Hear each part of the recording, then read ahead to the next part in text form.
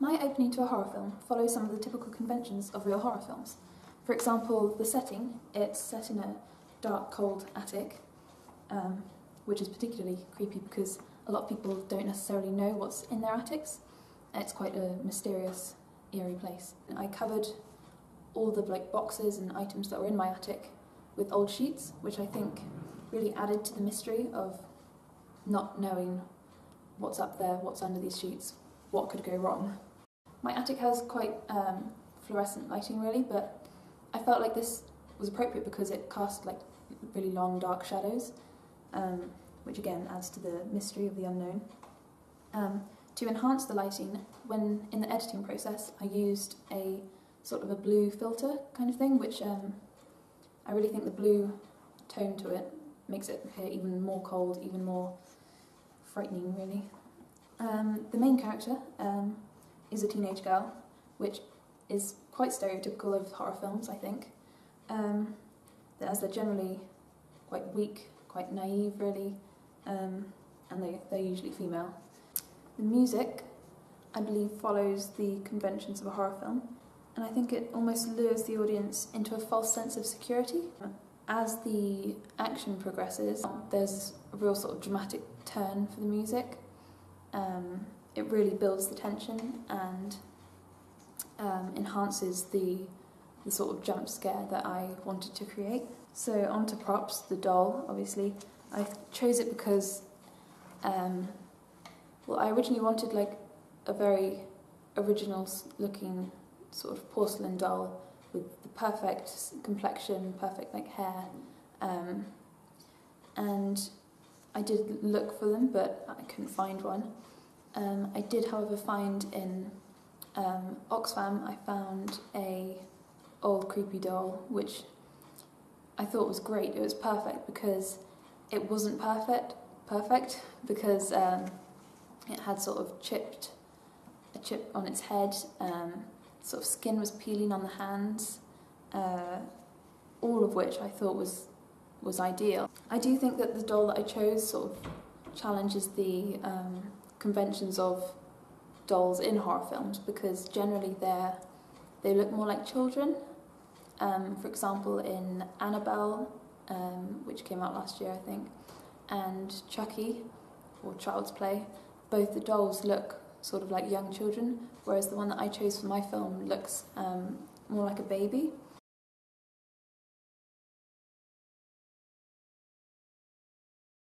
I think that my film presents teenagers as a lot of people think they are in real life. For instance, at the beginning she's just relaxing on her bed, she's on her phone, listening to music, all of which young people do a lot of the time. And then as she hears this noise, she's obviously curious as to what it is, as teenagers often are. They're often seen as quite impulsive, maybe a bit reckless, irresponsible, which you could say that she is in my film, as she goes up into this attic, home alone, supposedly, and opens this box. She doesn't know what's in it, so perhaps she's a bit naive, but just mainly very curious. She's quite anonymous, and she's quite representative of any teenager. She could just be, it could apply to anyone could be in that situation, which I think she just represents the average teenager, or society's impression of teenagers in general.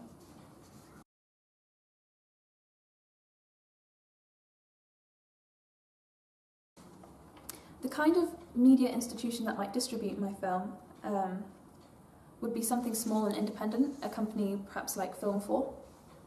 I think due to my incredibly low budget and lack of top actors and actresses, no sort of special effects or anything, it just wouldn't gain enough money to be shown in cinemas. So instead it would be more likely to appear on a British television channel such as Film 4. The fact that it's a British film also makes it more likely to be shown on that channel.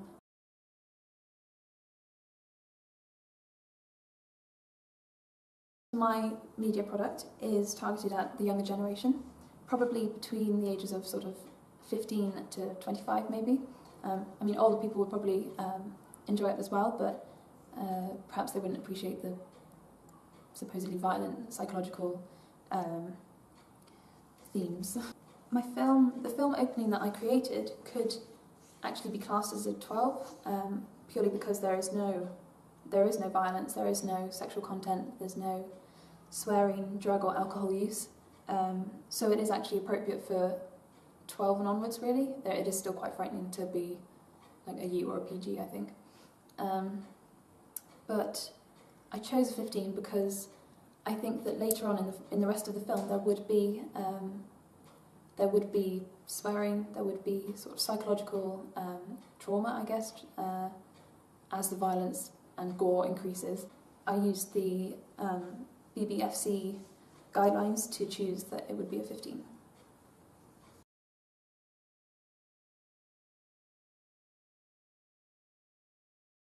My audience is the younger generation. It is teenagers, 15 onwards, really, but generally for younger people, young adults. And I think that my film could attract these people because they could relate to it. They could relate to not the evil doll, but the fact that the teenage girl that I show is in a situation which most people have found themselves in at some point or another, most young people. Just generally, she starts off on her phone, listening to music coming from speakers, and the music I chose initially, just for the brief intro, it's very sort of chilled, with a steady sort of slow beat, could be classed as sort of pop music, I guess, or perhaps like indie. And I think that that's sort of similar music to that young people would listen to, which is why I chose it.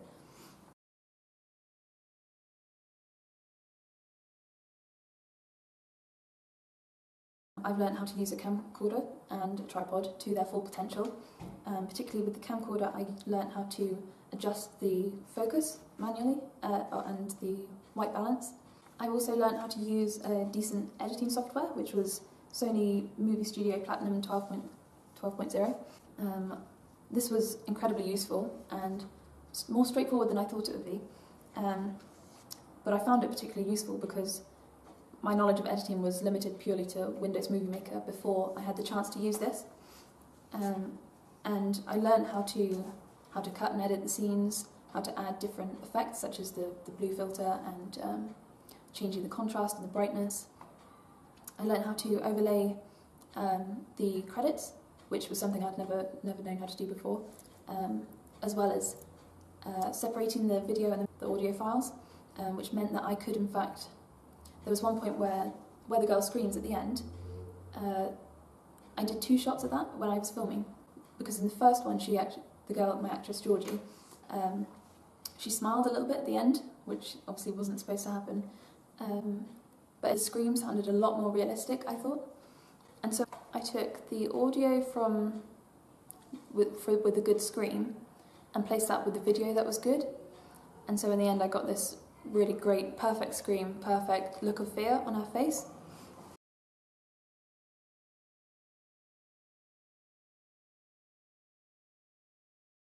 I learned the importance of using a good editing software. As for the preliminary, we used Windows Movie Maker, which it does the job, but if you want high quality, you need something better, as the editing was still quite disjointed, quite amateur looking. Also, with the prelim, we used my friend's camera, which is a DSLR, which is fantastic for taking pictures, but we learned that the quality of film was just no good. It was terrible, really. So having done that, I actually bought my own camcorder because I felt that it would be useful for me. Something that we didn't really focus on in the prelim was the mise-en-scène. We just used the location that was available to us, and we didn't sort of mess around with the background or change anything to make it better at all, which was something that, having done the prelim, I wanted to focus on more in my actual film because I knew that it would change the way the audience reacts, really, which was why I covered the boxes with sheets to make it look scarier, and I moved sort of things around just to create more space and make it look more professional, really, because I didn't want these sort of cardboard boxes for like old TVs or vacuum cleaners in the background, because it just wouldn't look right. and it would distract the attention from what was going on, the action really. Having said that, I did actually make an error with the mise-en-scène, which was at one point when the girl she's opening the box, you can actually see my camera tripod in the background, because it was the one scene that I didn't use the tripod. I took it off handheld because I couldn't quite reach around with fit the tripod where I wanted to. So I was quite annoyed about that, but now I know for the future that's what I would do to improve.